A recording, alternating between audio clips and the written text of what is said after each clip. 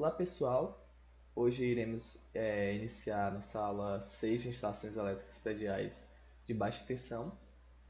Abordaremos hoje o assunto de instalações embutidas de caixa de passagem para tomadas, interruptores e pontos de luz, como também iniciaremos o assunto da quantidade de tomadas que devem ser instaladas em um cômodo, como também iremos falar sobre a questão de instalações aparentes. Vamos lá. Vimos na NBR 5410 que a instalação dos interruptores deve ser feita em lugares acessíveis. Para isso, temos que as caixas de passagem para interruptores devem ser instaladas em lugares próximos às portas e também devem ser posicionadas de forma que, na hora que você abre essa porta, ela esteja no lado oposto ao da abertura dessa porta, facilitando assim a acessibilidade desse interruptor. Para fazer a instalação desses interruptores, primeiramente precisamos marcar a posição que esse interruptor deve ficar. A posição que ele deve ficar é definido que seja de 1,30 m a partir do chão e que esteja pelo menos, no máximo, a 30 centímetros da abertura da porta. E quando a gente marca a posição desse interruptor, devemos dimensionar o interruptor, ou seja, marcar o tamanho dele, o tamanho que irá construir na parede, e assim deixaremos também uma folga para a aplicação da caixa de passagem. Por exemplo, aqui nessa imagem, nessa segunda imagem, a gente dimensiona a caixa, risca o tamanho da caixa e ainda deixa uma pequena sobra para a gente, quem irá instalar, quando for quebrar a parede, por exemplo, a laje, ele irá deixar esse espaço para facilitar a aplicação da caixa de embutir. Definida a posição para as caixas de embutir para interruptores, devemos marcar a posição da descida dos eletrodutos para chegar até o interruptor, para a caixa de embutir do interruptor. Logo, estabelecendo o tamanho, sabendo o tamanho que será colocado do eletroduto, definiremos também o tamanho de rasgo que deve ser feito na parede ou na laje, em que, para um tamanho de eletroduto de 25 mm, deveríamos ter um rasgo na parede de cerca de 35 mm, ou seja, devemos deixar uma folga de 10 mm no diâmetro para a aplicação do eletroduto. Por exemplo, aqui nessa imagem 3, vemos que temos o eletroduto, marcada a posição para o encaixe do eletroduto, em que ele deixa 10 mm de folga, ou seja, ele deixa meio centímetro em todas as direções para o eletroduto. Feita a marcação para a caixa de embutir do interruptor e para a passagem do eletroduto, é realizado, através de uma talhadeira e de um martelo, o rasgo da parede, da parede marcada, em que irá ser colocado os eletrodutos, como vimos na imagem 2 e 3. Aqui na imagem 3 temos um exemplo prático, exemplo já realizado de uma caixa de embutir junto com conectado através de um eletroduto. E aqui nessa imagem 1 temos apenas as marcações feitas anteriormente do rasgo da parede até a finalização. Foi visto na aula 4 que a instalação das tomadas deve ser feita de acordo com a NBR 5410, em que define que em certos locais devem ser colocados aplicadas tomadas com certas alturas. Por exemplo, em cozinhas, as tomadas devem ser posicionadas de tal forma que fiquem em cima de bancadas, ou seja, a partir de 1,20 m do chão. Já para eletrodomésticos que irão ficar em salas, por exemplo, como televisões, devem ser posicionadas tomadas de tal forma que fique pelo menos a 30 centímetros do chão. Já para ar-condicionados e chuveiros elétricos, as tomadas devem ser instaladas a 2 metros a partir do chão. A caixa de embutir para a instalação de tomadas é a mesma caixa de embutir para a instalação de interruptores. Logo, o processo de execução utilizado para a instalação de interruptores é a mesma para as tomadas.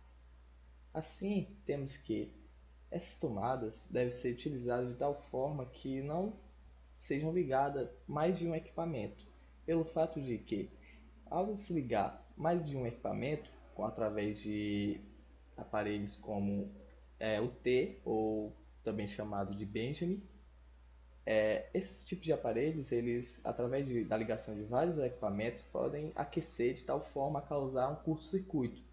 Logo, essas tomadas devem ser projetadas, a quantidade de tomadas deve ser projetada de tal forma que evite esse tipo de gambiarra, como assim podemos dizer. Para evitar o uso de Ts, ou comumente chamados de Benjamins, a NBR 5410 traz em de suas resoluções o número mínimo de pontos de tomadas que devem ser instalados em cada cômodo. Por exemplo, em banheiros e varandas, deve ser previsto pelo menos um ponto de tomada para esses locais, enquanto em cozinhas, lavanderias e locais análogos como copas e áreas de serviço, deve ser prevista pelo menos um ponto de tomada a cada 3 metros e 50 centímetros de perímetro daquele local, por atender grandes cargas como máquinas de lavar, torneiras elétricas, entre outros tipos de equipamentos. A, em salas e dormitórios, que atende cargas não tão maiores quanto as de áreas de serviços e cozinhas, deve ser previsto pelo menos um ponto de tomada a cada 5 metros de perímetro desse local. Já para os demais cômodos, deve ser previsto pelo menos um ponto de tomada para locais com área inferior a 6 metros quadrados e para áreas maiores que 6 metros quadrados deve ser previsto pelo menos um ponto de tomada a cada 5 metros de perímetro daquele local, daquele cômodo. Vamos aqui fazer um exemplo simples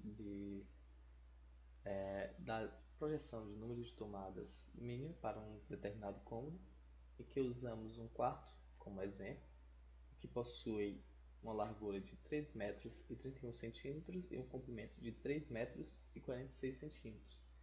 Vimos pela NBR 5410 que para dormitórios, quartos e salas de estar, por exemplo, temos que projetar pelo menos um ponto de tomada para cada 5 metros de perímetro desse local. O perímetro desse quarto é calculado da seguinte maneira: pegamos a largura e multiplicamos por 2, ou seja, 3 metros e 31 centímetros multiplicado por 2, e também pegamos o comprimento e multiplicamos por 2, ou seja, pegamos o percurso total dessa parede interna, resultando assim no perímetro de 13 metros e 54 centímetros. Aí calculamos o número de tomadas que esse perímetro deve possuir, ou seja, a cada 5 metros de perímetros, ou seja, dividindo 13,54 metros por 5 metros de perímetro, teríamos a quantidade de tomadas que esse quarto deve possuir, que seria igual a 2,7 tomadas. Porém, como vimos, é um número quebrado. Esse número quebrado, geralmente, ele é arredondado para cima, ou seja, o projetista deve sempre pensar de tal forma que dê uma margem maior de segurança para a instalação elétrica e arredondando sempre para mais e não para menos. Logo, teríamos que esse quarto deveria possuir pelo menos 3 tomadas. A instalação de pontos de luz tem a projeção de que, pela NBR 5410, deve haver pelo menos um ponto de luz fixo no teto, em cada cômodo.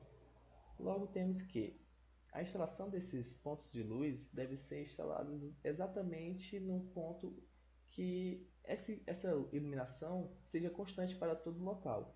Logo, devemos fazer uma instalação da seguinte maneira, em que utilizamos cordas ou barbantes para que seja feita a marcação do ponto que deseja-se colocar no teto, como por exemplo vemos aqui na imagem em que temos a marcação através dos barbantes ou cordas de um canto da sala ligado a outro canto, oposto e superior, ponto inferior, ao canto oposto superior, e o outro da mesma forma, de um ponto do canto da sala, como vimos aqui, ao outro canto, e a junção entre dessas duas cordas, temos um ponto que deve ser transferido do solo, essa marcação, para o teto. E assim temos a denominação do nosso ponto de a marcação do nosso ponto de luz. E para áreas maiores é feita a divisão da sala em partes iguais, e da mesma forma que para as salas menores é feita através das cordas a medição do ponto de luz, da marcação do ponto de luz. E deve-se também projetar pontos de luz como arandelas, que são pontos de luz que estão localizados na parede, para, por exemplo, banheiros, halls, áreas externas que temos essa aplicação. Vimos durante a aula que quando é feita a marcação dessas tomadas, interruptores e pontos de luz, nesses pontos são instaladas caixas de embutir. E para essas caixas de embutir, devemos conectá-las através dos eletrodutos, que levam os fios de um ponto para outro. Geralmente, as caixas de embutir do teto e das tomadas interruptores são conectados, pelo fato de que as caixas de embutir do teto geralmente recebem os circuitos de alimentação e assim distribuem para os pontos de tomadas e de interruptores. Logo, quando é feita a marcação de interruptores e tomadas, também é feita a marcação da subida do eletroduto para os pontos de luz. E assim temos que, através dessas marcações de eletrodutos e posteriormente feito o rasgo através de taladeiras e martelos, é colocado esses eletrodutos nessas aberturas e para materiais rígidos, para eletrodutos rígidos, é geralmente colocado uma curva nos cantos entre a parede e o teto e depois feita a conexão dos eletrodutos que vai da caixa de embutido das tomadas interruptores para o ponto de luz. Para materiais flexíveis de eletroduto, geralmente não é necessário fazer esse trabalho todo, mas devemos fixar através de parafusos, como vimos nessa imagem, o eletroduto, para que ele não fique saindo do seu ponto, do seu local, porque geralmente deixamos, como vimos, 10 milímetros de folga para o eletroduto, para colocar o eletroduto nessa abertura. Terminada as ligações dos eletrodutos com as caixas de embutir, é feita o preenchimento dessas caixas de embutir com papéis molhados, em que devem ser totalmente preenchidos de tal forma que a argamassa, quando for feita o acabamento dessa obra, ela não entre por essas caixas de embutir e, consequentemente, pelos eletrodutos, permitindo assim um obstáculo para os fios. Logo, é feito esse procedimento de colocar papéis molhados dentro dessas caixas de embutir. E para finalizar a instalação dos eletrodutos e caixas de embutir, é feita a cobertura com argamassa dos eletrodutos, dos rasgos feitos para os eletrodutos, de tal forma que essa argamassa fique no mesmo nível de cobertura do tijolo, da parede em que foi instalados os eletrodutos. E a caixa de embutir, deve ressaltar que essa caixa de embutir deve ficar pelo menos com 10 milímetros para fora da, da parede, do tijolo, no caso. E quando for feita o reboco dessa parede, esse eletroduto pode ficar até 6 milímetros dentro do reboco, mas aberto na parte da caixa de embutir, claramente. Até o presente momento, falamos sobre as instalações embutidas dos componentes elétricos que vimos, como tomadas e eletrodutos, em que esses tipos de componentes ficam parcialmente ou totalmente cobertos pela argamassa e concreto. Vale ressaltar também um outro tipo de instalação, que é a instalação aparente. A instalação aparente é uma instalação que serve geralmente utilizada nas indústrias e serve também para quando você tem uma projeção de um sistema elétrico que porventura não conseguiu projetar um caminho para o circuito elétrico em que deve ser utilizado um outro equipamento que não foi primeiramente projetado, geralmente utiliza as instalações aparentes. E assim o eletricista também deve ser capaz de fazer esse tipo de instalação. Esse tipo de instalação também é bastante simples. Você deve conectar primeiramente as caixas com os eletrodutos e após a conexão dessas caixas com eletrodutos você fixa na parede ou no teto esses eletrodutos. A fixação de caixas de embutir com os eletrodutos são feitas através de tarraxas. E a fixação na parede geralmente é colocado parafusos, em que utiliza-se furadeiras para fazer furos na parede e assim fixar esses componentes. E isso é tudo por hoje, pessoal. Obrigado por assistir a aula e até a próxima.